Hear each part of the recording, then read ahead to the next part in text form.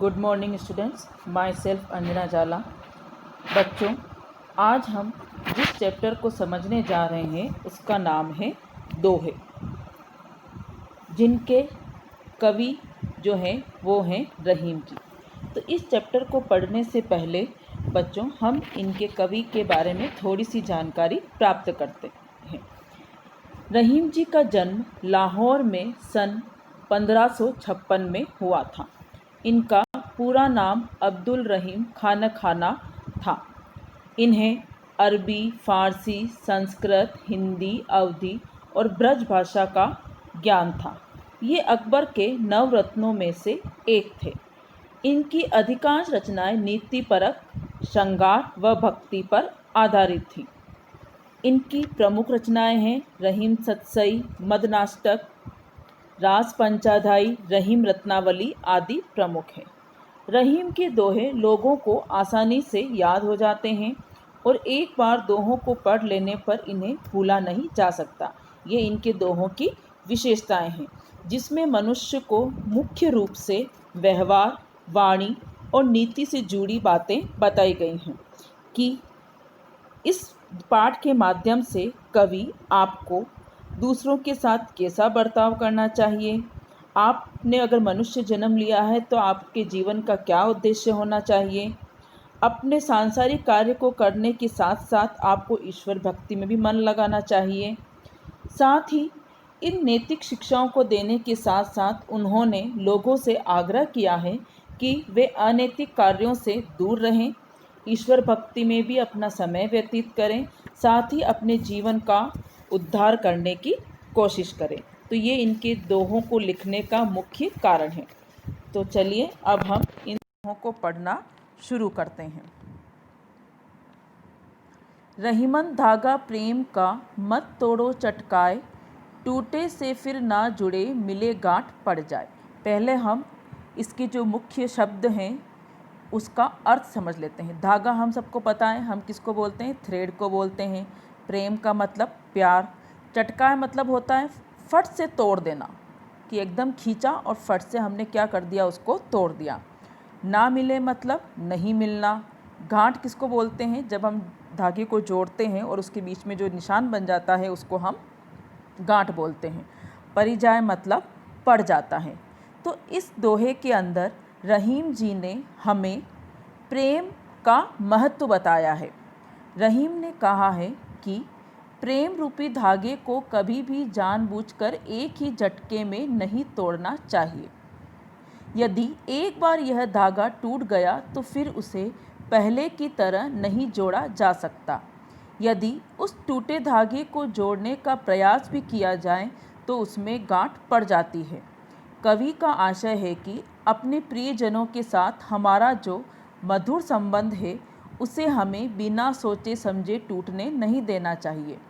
टूटे प्रेम संबंधों को बाद में यदि हम जोड़ना भी चाहें तो उनमें पहले जैसी मधुरता और विश्वास नहीं रह जाता है, रिश्तों में एक गांठ पड़ जाती है। बच्चों, बहुत ही सिंपल से एग्जाम्पल के थ्रू उन्होंने हमें यह बात समझाने की कोशिश की है कि कभी आपका कोई बहुत अच्छा दोस्त होता है, रिश्तेदार होता है, आपका कोई आत्मीय व्यक्ति होता है, तो कई बार हम क्या करते हैं, दूसरों की बातों में आकर या कभी कभी हमें अन्य व्यक्ति की बातों का भी क्या लग जाता है, बुरा लग जाता है, और हम फट से उससे अपना संबंध क्या कर लेते हैं, तोड़ लेते हैं। बाद में हो सकता है कि उस व्यक्ति के बारे में जो कही गई बातें हों वो गलत हों, आपको खुद को भी अपनी गलती का एहसास हो और आप बाद में जाकर उस इंसान से क्या बोलें, सॉरी बोलें और फिर से उससे अपना संबंध क्या करना चाहें, जोड़ना चाहें। हो सकता है कि सपोज़ जो आपका बेस्ट फ्रेंड हो, आपने उससे एक बार रिश्ता तोड़ लिया हो, दोबारा आप उसे जोड़ने गए तो हो सकता है उसने आपसे वापस दोस्ती भी कर ली हो, लेकिन अब आप दोनों की दोस्ती के बीच में वो प्रेम और विश्वास नहीं रहेगा जो पहले था। आपके मन में भी उसके प्रति एक शक की भावना रहेगी और उसके मन में भी आपके प्रति क्या रहेगी, शक की भावना रहेगी। मतलब जो रिश्ता अगर एक बार टूट जाए और उस रिश्ते को अगर हम दोबारा जोड़ने की कोशिश करें तो उन रिश्तों में पहले जैसी मधुरता और विश्वास नहीं रह जाता है। उन रिश्तों में एक क्या पड़ जाती है, गांठ पड़ जाती है।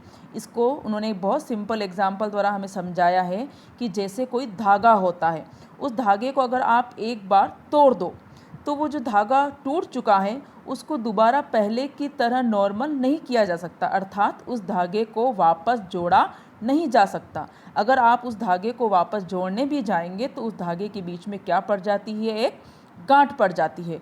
तो बोले ठीक उसी तरह जो हमारे मधुर रिश्ते होते हैं वो भी अगर एक बार टूट जाए तो वो दोबारा जोड़े नहीं जा सकते, उनके बीच में क्या पड़ जाती है, गांठ पड़ जाती है। तो बोले हमें हमेशा हमारे प्रियजनों, हमारे मित्रों के साथ मधुर संबंध बनाकर रखना चाहिए। यही इस दोहे का मुख्य उद्देश्य है। रहीमन निज मन की बिथा मन ही राखो गोय, सुनी अठिले ही लोग सब बाटी न लेहे कोय। निज मतलब क्या होता है, अपने स्वयं। मन मतलब हृदय। बिथा मतलब दुख और कष्ट। रखो मतलब रखना। गोय मतलब छिपाकर। सुनी मतलब सुनकर। अठिलेह मतलब मजाक बनाना। बाटी मतलब बांटना। लेहे मतलब लेंगे और कोय मतलब कोई भी। नॉर्मली क्या होता है कि हमारे मन में कभी कोई दुख होता है, कोई पीड़ा होती है, तो हम कभी कभी किसी को अपना समझकर क्या कर लेते हैं, उस दुख दर्द को बांट लेते हैं। तो ऐसा करने से हमें कवि क्या कर रहे हैं, मना कर रहे हैं। बोले कि हमें अपना दुख और दर्द हर व्यक्ति के सामने नहीं बांटना चाहिए। हमें अपने मन का दुख और दर्द हर व्यक्ति के सामने नहीं बांटना चाहिए, उसे अपने मन में ही छिपाकर रखना चाहिए। इसका कारण क्या बता रहे हैं, इस संसार में लोग दूसरों का दुख सुनकर उसे बांटते नहीं हैं, बल्कि उस दुखी व्यक्ति का मजाक उड़ाते हैं। इसीलिए कवि हमें यह सलाह दे रहे हैं कि ऐसे लोग जो हमारे दुख और कष्टों को ना समझ पाएं, उनके सामने हमें अपना दुख व्यक्त नहीं करना चाहिए।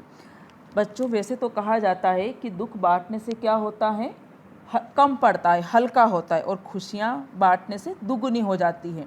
लेकिन कोई ऐसा व्यक्ति जिसके सामने अपना दुख व्यक्त कर दो, वो आपकी भावनाओं को, आपकी फीलिंग्स को नहीं समझ पाए, तो ऐसे व्यक्ति के सामने हमें अपना दुख नहीं बांटना चाहिए। क्यों? क्योंकि वो व्यक्ति क्या करेगा, आपकी भावनाओं को समझे बिना आपके दुख को दूसरे व्यक्तियों को बताएगा। वो सारे व्यक्ति आपकी उस बात को मजाक में उड़ाएंगे और आपको पूरे संसार में क्या बना देंगे, मजाक का विषय बना देंगे। तो हमें ऐसे व्यक्तियों के सामने कभी अपने कष्टों को नहीं बताना चाहिए जिसे हमारे भावनाओं से कोई मतलब ना हो और जो हमारी भावनाओं को ना समझ सके। इससे अच्छा तो कवि कह रहे हैं कि आप अपने दुख और दर्द को अपने मन में ही छिपा कर रखिए। तो अर्थात इस दोहे का मुख्य सार यह है कि हमें अपना दुख हर किसी के साथ नहीं बांटना चाहिए। एक सादे सब सदे, सब सदे सब जाए, रहीमन मूल ही सींचबो, फूले फले अगाए। एक के मतलब एक ही, साधे मतलब ध्यान लगाना, सधे मतलब प्राप्त होना, जाए मतलब ना मिलना या नष्ट हो जाना, मूल ही मतलब जड़, सींचिबो मतलब सींचना या पानी देना, फूले मतलब फूलों से, फले मतलब फलों से, और अगाए मतलब तृप्त होते हैं। नॉर्मली बच्चों, हमने दुनिया में देखा है कि इंसान अपनी पूरी ज़िंदगी सांसारिक सुख सुविधाओं को ही जुटाने में क्या कर देता है, लगा देता है कि मैं अपने लिए ये कर लूँ, अपनी पत्नी के लिए ये कर लूँ, अपने बच्चों के लिए ये कर लूँ, उनके लिए सारी सुख सुविधाएं क्या करूँ, इस दुनिया में छोड़ के जाऊँ। और इसी को करते करते एक दिन वो क्या हो जाता है, मृत्यु को प्राप्त हो जाता है। लेकिन इससे हमारे जीवन का कोई भी उद्धार नहीं होता है। तो रहीम जी कह रहे हैं कि यदि हम किसी एक कार्य में अपना पूरा ध्यान लगाते हैं तो हम उस कार्य को सीख सकते हैं और इस कार्य से हम जीवन में कुछ हासिल भी करते हैं। यहाँ वो जो एक कार्य बोला गया है, वो एक कार्य बोला गया है ईश्वर की भक्ति। इसके अलावा इस जीवन में हमारे किए गए सारे कार्य क्या हैं, व्यर्थ। बोले आप सांसारिक सुख सुविधाएं जुटाते रहोगे, वो इस जन्म में आपके साथ रहेगी, अगले जन्म में आपके साथ नहीं रहेगी।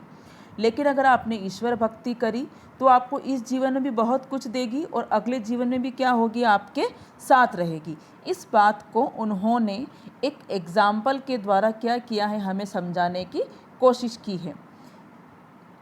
यदि हमें एक फूलों और फलों से लदा वृक्ष चाहिए तो शुरू से ही हमारा ध्यान उसकी जड़ों में होना चाहिए। जड़ों को सींचने से ही वृक्ष के सभी भाग तृप्त हो जाएंगे और वृक्ष फूलने फलने लगेगा।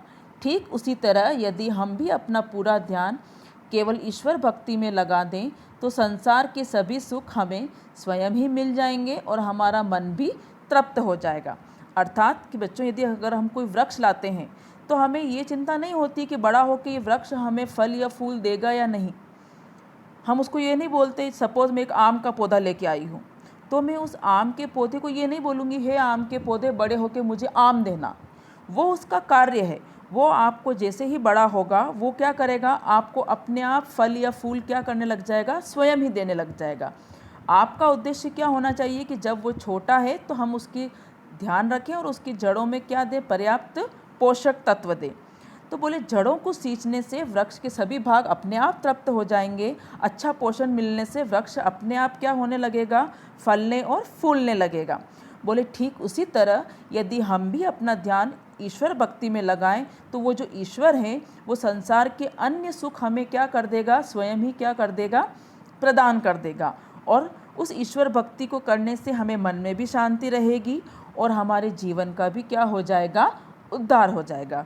तो अर्थात इस दोहे को लिखने के पीछे कवि मनुष्य को ये संदेश देना चाहते हैं कि ईश्वर भक्ति से ही हमें संसार के सभी सुख मिल सकते हैं। चित्रकूट में रमी रहे रहीमन अवध नरेश, जा पर विपदा पड़त है सो आवत यह देश। रमी मतलब लीन हो जाना, अवध नरेश मतलब अवध देश के राजा अर्थात श्री रामचंद्र जी। जा पर अर्थात जिस पर, विपदा मतलब विपत्ति या परेशानी, पड़त मतलब पड़ती है, सो आवत वे आते हैं, यह देश मतलब इस देश में या प्रदेश में। बच्चों, हम श्री रामचंद्र जी के बारे में हम सभी जानते हैं कि उनका जन्म अयोध्या में हुआ था। राजा दशरथ के पुत्र थे। वो एक समय राजा बनने वाले थे, लेकिन अपने पिता के वचनों को पूरा करने के लिए उन्होंने वनवास जाना स्वीकार्य कर लिया था। तो बोले कि जो ये दोहा है, इस दोहे में रहीम जी ने हमें चित्रकूट नामक स्थान की क्या बताई है, विशेषता बताई है कि जो चित्रकूट स्थान है वह बहुत ही क्या है, रमणीय है। रमणीय मतलब क्या होता है, बहुत सुंदर होना। कि बोले वो इतना सुंदर है कि अवध नरेश मतलब कौन थे, श्री रामचंद्र जी। कि बोले वो खुद अपने विपत्ति काल में, अर्थात यूँ कहें हम अपने वनवास काल में कहाँ पर जाकर रहे थे, चित्रकूट में जाकर रहे थे। क्यों रहे थे? क्योंकि चित्रकूट की जो प्राकृतिक सुंदरता थी उन्होंने उनका क्या कर लिया था, मन मोह लिया था। और उस चित्रकूट के मनोरम वातावरण में उनका मन भी क्या हो गया था, शांत हो गया था। अर्थात कवि कहते हैं कि जिस प्रकार रामचंद्र जी पर विपत्ता आई और वो कहाँ चले गए, चित्रकूट चले गए। तो बोले वो जो स्थान है वो अत्यंत शांत है, सुंदर है, साथ ही वो क्या है, धार्मिक है। तो बोले अगर आपका मन भी कभी विचलित हो, कुछ हो, तो आप इस स्थान पर क्या करें, जाएं, क्योंकि उस स्थान पर जाने से आपको क्या प्राप्त होगी, मन की शांति प्राप्त होगी। अर्थात चित्रकूट नामक स्थान की विशेषता रहीमदास जी ने इस दोहे के अंदर बताई है कि बोले जो स्थान भगवान को भी प्रिय था तो 100% मनुष्य को भी वहाँ जाने पर, कभी आपके मन को अगर बहुत अशांत है तो आपके मन को वहाँ पर जाकर क्या होगी, शांति प्राप्त होगी। कि चित्रकूट नामक स्थान बहुत ही शांत और मनोरम है। दीरक दोहा अर्थ के आखर थोड़े आही, जो रहीम नट कुंडली सिमिटी कूदी चढ़ी जाही। दीरक मतलब बड़ा, अर्थ मतलब अर्थ, आखर मतलब अक्षर, थोड़े मतलब थोड़े, आही मतलब होते हैं, जो मतलब जिस प्रकार, नट मतलब बाजीकर, कुंडली मतलब सर्कल टाइप बनाना, अपने शरीर को पूरा समेट लेना, सिमटी मतलब सिकुड़ कर, कूदी मतलब कूदना, चढ़ी मतलब चढ़ना, जही मतलब जाता है। बच्चों, आपने आज तक कई दोहे आपकी किताब में पढ़े होंगे और आपने नॉर्मली नोट किया होगा कि जो दोहे होते हैं वो 2 लाइन से ज़्यादा नहीं होते हैं। उनमें जो अक्षर की मात्रा होती है वह भी क्या होती है, बहुत ही कम होती है। लेकिन इन दो पंक्तियों में जो दोहे हैं वो काफ़ी सारी बात क्या होते हैं, कह जाते हैं। और बोले कि इन दोहों में बहुत ही गहरा और जीवन को दिशा दिखाने वाला अर्थ क्या होता है, छिपा होता है। कि जैसे अभी हमने स्टार्टिंग से पढ़ा है कि हमें पहले दोहे में उन्होंने प्रेम का महत्व समझा दिया कि आपके जो प्रियजन हैं उनसे किसी गलतफहमी की वजह से या गुस्से की वजह से आप उनसे अपने रिश्तों को मत तोड़िए। दूसरा जो दोहा था उसमें रहीम जी ने हमें क्या शिक्षा दे दी कि हर किसी व्यक्ति को हमें अपना दुख नहीं बताना चाहिए। इससे अच्छा तो क्या है कि हम अपने दुख को क्या रखें, अपने मन में रखें, क्योंकि लोग इस संसार में आपके दुख का क्या बनाते हैं, मजाक बनाते हैं। तीसरे दोहे में उन्होंने ईश्वर भक्ति का संदेश दे दिया कि आप सांसारिक जो कार्य कर रहे हैं और पूरा जीवन अगर उस पर बिता रहे हैं तो आपका जीवन क्या है, पूरी तरह व्यर्थ। इससे अच्छा तो है कि आप ईश्वर भक्ति कीजिए, तो वो ईश्वर आपको सारी चीज़ें क्या करेगा, खुद ही क्या कर देगा, प्रदान कर देगा। उसके बाद उन्होंने अगले दोहे में हमें चित्रकूट की विशेषता बता दी कि अगर आपका कभी मन बहुत अशांत हो तो आपको जाकर चित्रकूट नामक नगर में रहना चाहिए। बोले क्योंकि वहाँ पर भगवान श्री राम ने भी अपने मन को शांत करने के लिए उन्होंने वहाँ पर अपना रहने का स्थान, अपनी झोपड़ी बनाई थी।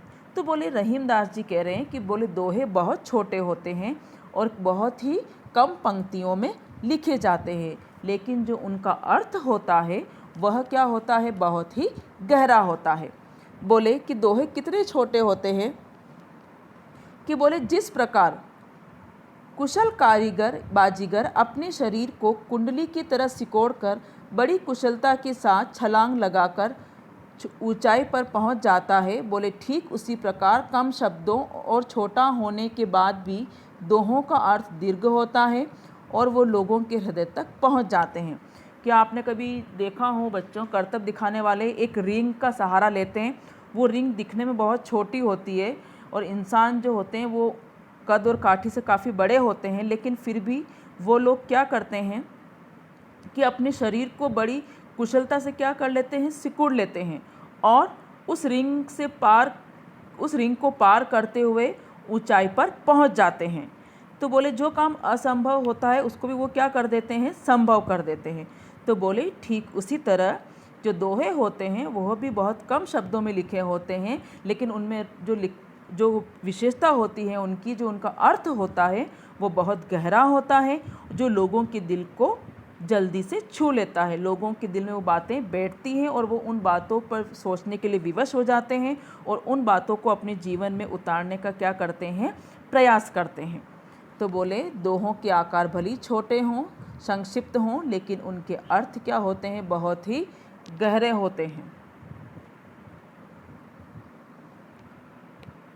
धनी रहीम जल पंख को लघु जी पियत अगाय, उदधि बड़ाई कौन है जगत पियासो जाए।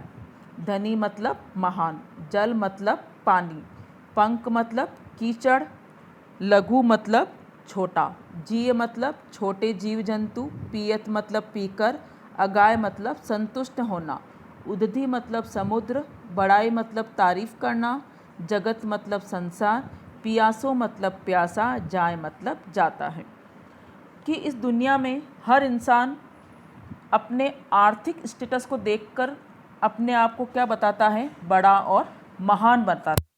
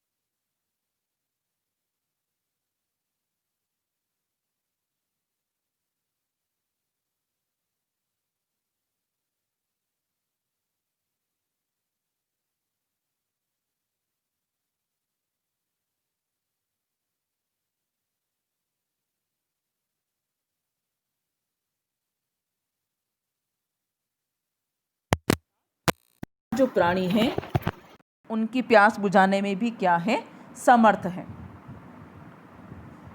तो इन दोहों के माध्यम से कबीरदास जी, रहीम जी कहना चाहते हैं कि वही मनुष्य धन्यवान है जिसके पास धन होते हुए भी या सीमित मात्रा में धन होते हुए वो दूसरों का भला करता है। और ऐसे मनुष्य का धनवान होना किसी काम का नहीं है जो अपने पास धन होते हुए भी या समर्थ होते हुए भी वो दूसरों की भलाई नहीं करता। अतः ऐसे मनुष्य का धन और उसका जीवन दोनों ही क्या है, व्यर्थ। दूसरों की भलाई के लिए किए जाने वाला व्यक्ति ही धन्य कहलाता है। अब इसके जो दूसरे दोहे हैं हम वो दूसरे वीडियो में पढ़ेंगे। Thank you.